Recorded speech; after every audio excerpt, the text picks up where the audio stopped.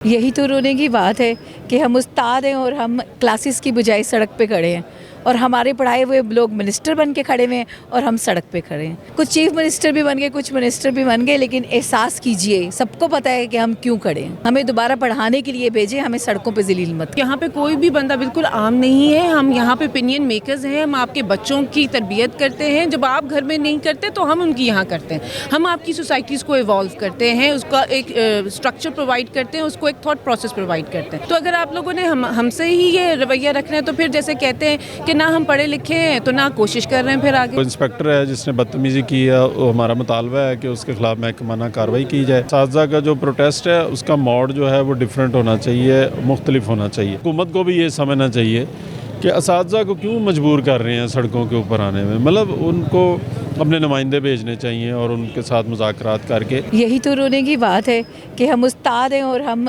Classes की बजाय सड़क पे खड़े हैं और हमारे पढ़ाए हुए लोग मिनिस्टर बन के खड़े हुए हैं और हम सड़क पे खड़े हैं। उस्ताद हैं, थोड़ा ख्याल कीजिए। कोई चीफ मिनिस्टर नहीं बने। इश्यूज़ क्या है? कुछ चीफ मिनिस्टर भी बन गए, कुछ मिनिस्टर भी बन गए, लेकिन एहसास कीजिए, सबको पता है कि हम क्यों खड़े हैं। हमें दोबारा पढ़ाने के लिए भेजें, हमें सड़कों पे जलील मत करें। अब मैडम अगर नहीं माने जाते तो सड़कों पे रहना है या क्लासेस में जाना है? देखें, हमारी जो एकेडमिक स्टाफ एसोसिएशन है, हम जो भी फ़ैसला करते हैं वो कलेक्टिव फ़ैसला करते हैं। और आज भी हमारी जनरल बॉडी मीटिंग हुई है जिसमें कंसेंसस से कल फ़ैसला हुआ था कि हम क्लासेस का बाइकआउट कर रहे हैं। वो कब तक चलेगा, आगे क्या लाएअमल होगा, वो हम फिर इकट्ठे कोलैबोरेशन में डिसाइड करेंगे अपनी नेक्स्ट जनरल बॉडी मीटिंग में। और साथ ही साथ अब हमारे साथ जो ऑल पाकिस्तान यूनिवर्सिटीज़ की जो फेडरेशन है वो भी अब ऑन बोर्ड आ गई है, वो भी शामिल होंगे और अब देखते हैं कि क्या लाएअमल होता है, कलेक्टिव फ़ैसला क्या होता है। मरियम नवाज़ वज़ीर आला पंजाब में, पंजाब की पहली खतून वज़ीर आला है, तो उनसे क्या कहेंगे? उनके दौर में तो वैसे भी आप देख रहे हैं कि पुलिस जिस तरह हो गई है तुंदो तेज़, और पहले तो आम आदमी था, अब तो असातिज़ा का भी एहतराम नहीं किया जाता। जी, अनफॉर्चुनेटली जैसे आपने कहा कि हम सब ने देखा है पंजाब पुलिस का रवैया पिछले कुछ अरसे में कैसा रहा है। But living besides that and the fact कि जो हमारी सीएम साहिबा हैं वो एक खातून है, आई थिंक यहाँ पे राइट एंड रॉन्ग की बात हो रही है। इसमें आप अगर हम जेंडर को ना भी लाएं तो फ़र्क नहीं पड़ेगा, क्योंकि अगर सही गलत की किसी इंसान को पहचान नहीं है तो उसका कोई इलाज नहीं किया जा सकता।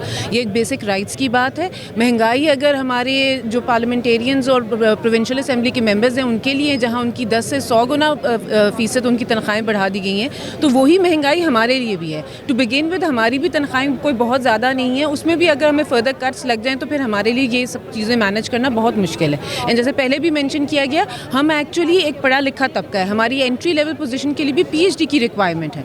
ठीक है, तो यहाँ पे कोई भी बंदा बिल्कुल आम नहीं है। हम यहाँ पे ओपिनियन मेकर्स हैं। हम आपके बच्चों की तरबियत करते हैं। जब आप घर में नहीं करते तो हम उनकी यहाँ करते हैं। हम आपकी सोसाइटीज़ को इवॉल्व करते हैं, उसका एक स्ट्रक्चर प्रोवाइड करते हैं, उसको एक थॉट प्रोसेस प्रोवाइड करते हैं। तो अगर आप लोगों ने हमसे ही ये रवैया रखना है तो फिर जैसे कहते हैं कि ना हम पढ़े लिखे हैं तो ना कोशिश कर रहे हैं फिर आगे। ये देखिए, आपके सामने उन्होंने जिस तरह से कल धक्के दिए हैं, और ये मुआशरे का सबसे महज़्ज़ब तबका है और हमने उस तहज़ीब का मुज़ाहरा आपके सामने कल अमली तौर पे किया है। तो उस पुलिस वाले को यकीनन मैं समझता हूँ कि जो भी उसकी कानूनी कार्रवाई उसके ख़िलाफ़ होनी चाहिए वो मेरा ख्याल है कि हो रही है। सुना है कि शोकाज़ नोटिस तो उसको इशू हो चुका है।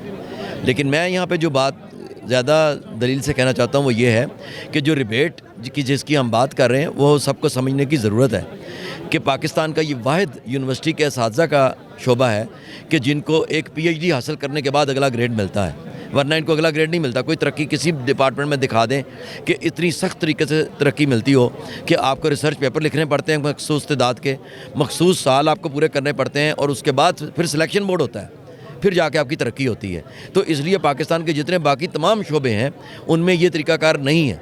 तो हमें ये रिबेट बल्कि बहुत कम दिया जा रहा है। ये 100% डिबेट होना चाहिए, क्योंकि इतनी मुझे आप कोई एक डिपार्टमेंट में जाकर पीएचडी कंडीशन हो आपकी तरक्की के लिए, अगले ग्रेड के लिए, सिर्फ पीएचडी नहीं, उसके बाद 10 पेपर एसोसिएट प्रोफेसर के लिए और 10 साल भी साथ चाहिए पोस्ट ग्रेजुएशन को पढ़ाने के लिए।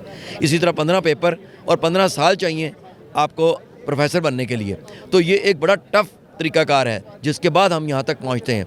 तो इसलिए ये डिबेट मैं तो समझता हूँ 100% होना चाहिए। लेकिन ये 70% किया था परवेज़ मुशर्रफ ने, फिर 2013 में नून लीग ने ख़त्म कर दिया, 2018 में इमरान खान ने उसको कम कर दिया, اب بھی انہوں نے بالکل نون لیگ نے سب کچھ ختم کر دیا ہے. تو ہمارا یہ کہنا ہے کہ یہ ریبیٹ ہم ایسے نہیں مانگ رہے, اس کی کوئی وجہ ہے اس کے پیچھے. جی ہمیں بھی تقریباً یہ 40,000 کے قریب لگا ہے.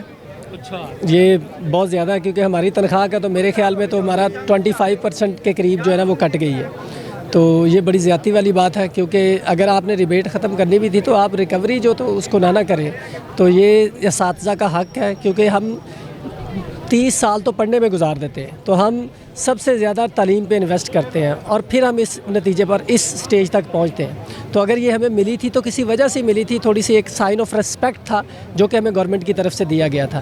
لیکن اب اس کو ختم کرنا یہ بڑی زیادتی والی بات ہے, اور میری تمام ہمارے ارباب اختیار سے یہی اپیل ہے کہ اس کو واپس ریسٹور کیا جائے تاکہ اساتذہ کی جو رسپیکٹ ہے وہ اس سوسائٹی میں برقرار رہے. ڈاکٹر صاحب کیا کہیں گے اور اگلا لاہے عمل کیا ہوگا؟ اگلا لائے عمل, کیونکہ ہمارے جو صدر ہیں اے ایس اے کے ڈاکٹر امجد عباس مکسی صاحب, وہ اس وقت فپاسا یعنی کہ سارے یونیورسٹیوں کی فیڈریشن کے بھی صدر ہیں.